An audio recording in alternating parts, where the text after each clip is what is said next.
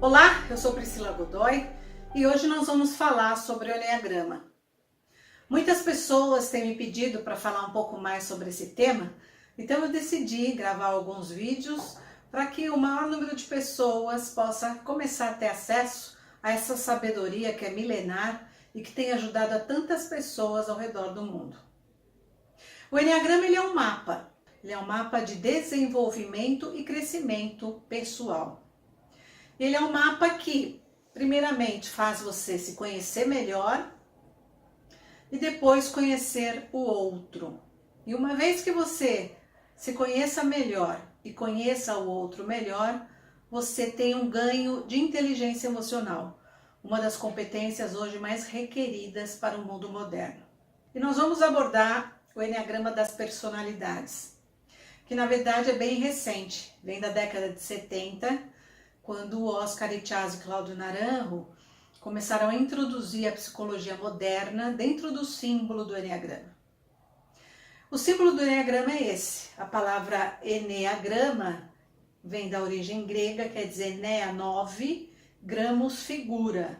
Então o Enneagrama é essa figura de 9 pontos. Cada ponto representa um tipo de personalidade. E cada tipo de personalidade tem a sua visão de mundo, tem as suas crenças, tem os seus padrões mentais, tem os seus padrões emocionais, tem os mecanismos de defesa que cada um de nós desenvolveu ao longo da vida para poder sobreviver, né?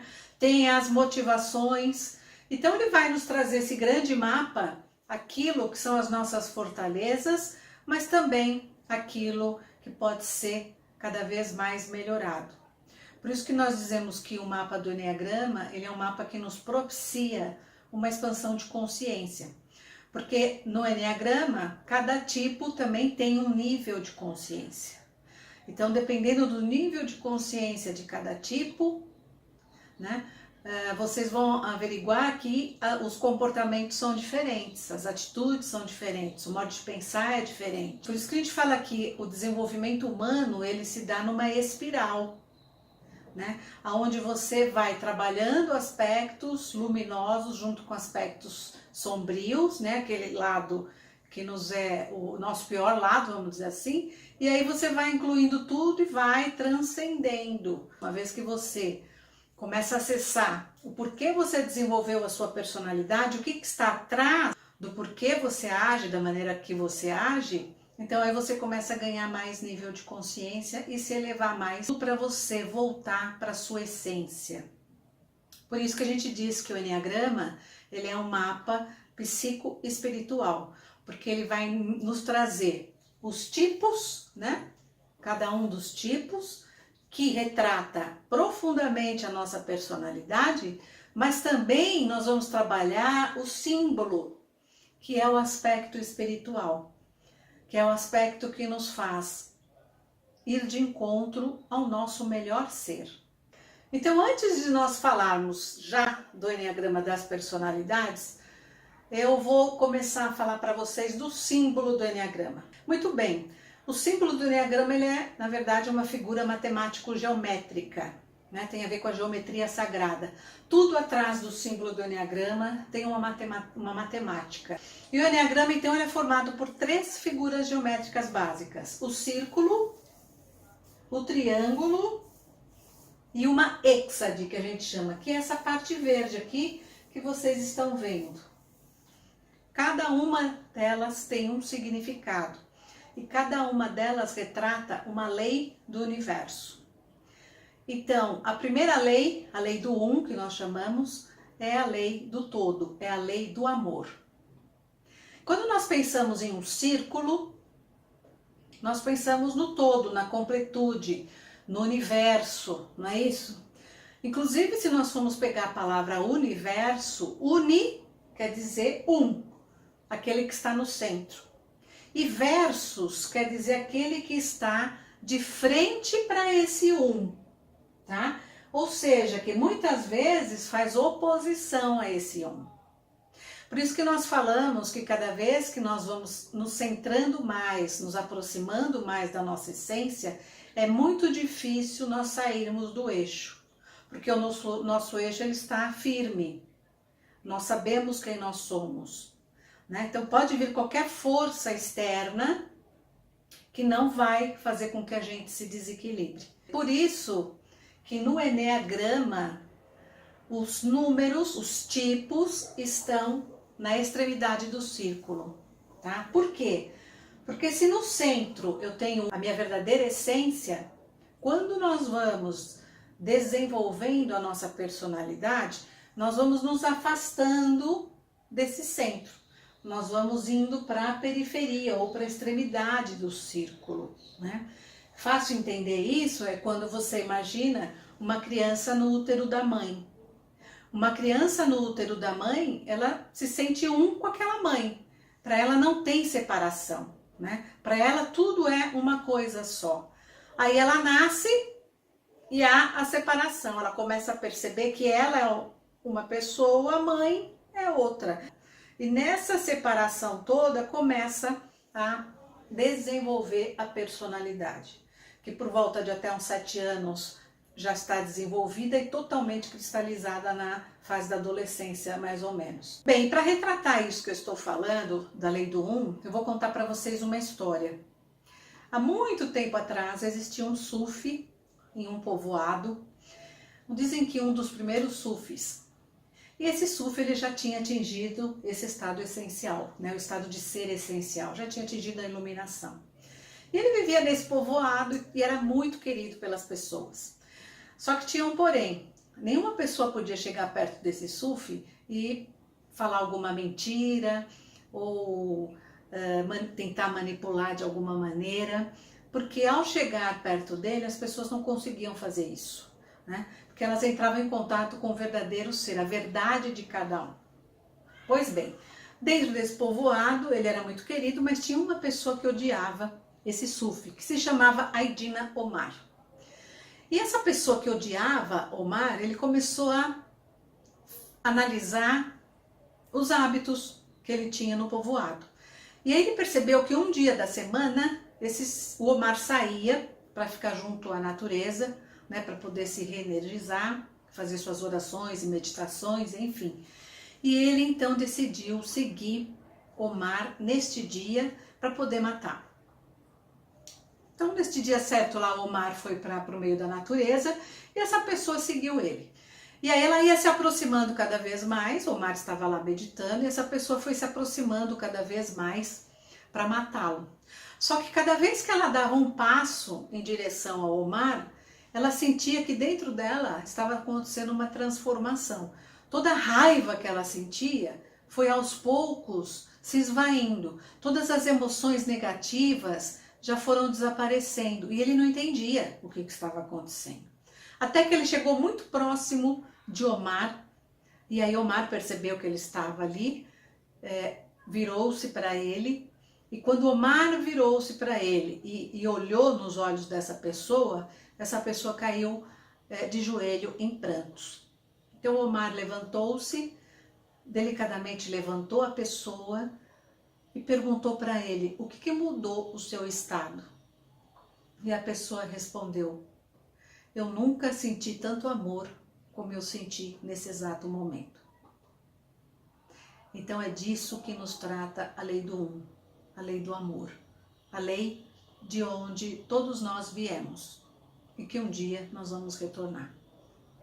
A lei do 3 vai nos falar da lei da criação. Ou seja, tudo no universo tem 3 forças, que é representado pelo triângulo do Eneagrama. 2 forças, a base da pirâmide, 2 forças nos é conhecida aqui nesse mundo que a gente vive, nessa dimensão. Porém, uma força, ela nos é oculta, nós não conseguimos ver, mas ela existe. E é dela que nós precisamos, né? Precisamos que ela desça para que os nossos conflitos sejam integrados. Então eu estou falando aqui na dualidade daquilo que hoje nós conhecemos muito bem no mundo, inclusive aqui na nossa realidade de Brasil, né? Eu tenho um ponto de vista eu acho que o meu ponto de vista é o certo, você tem o seu ponto de vista e você acha que o seu ponto de vista é o certo. Nós não abrimos mão de mudar a nossa perspectiva, né? Então, se eu acho que o meu ponto de vista é melhor do que o seu, eu estou me colocando numa posição superior à sua. Então aí não tem como sair de um conflito. É a mesma coisa do outro lado, né? Então aqui é o conflito que nós vivemos na humanidade enquanto história. Nós vivemos guerras, vivemos conflitos religiosos, vivemos conflitos entre raças, né, entre sexos, enfim, tudo, né, é um oposto que quer se chocar. Então, por exemplo, nós temos um casal e esse casal tem um conflito e não consegue se entender por exatamente isso, né? O orgulho, não mudar de opinião, né? Não, entre aspas, não dar o braço a torcer para perder o seu território. Enfim, é o poder, né? Ter o poder. Aí o que acontece? Há de chegar um momento, para sair desse conflito, há de chegar um momento que nós devemos permitir que essa terceira força ela venha interceder. E como é que nós fazemos isso? Nós temos que nos afastar da situação, nós temos que nos auto-observar,